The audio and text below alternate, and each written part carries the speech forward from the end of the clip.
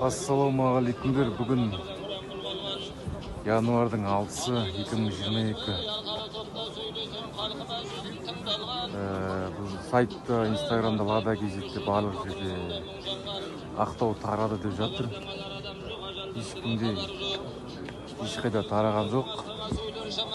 Бейбіт шеру әлі жалғасуда. Ешкім тараған жоқ. Жігіттер, халқым, ақтау. Келіңдер, адам санын көбейтейік, адам көп, 10 мың болайық. Міне ағаш үйдің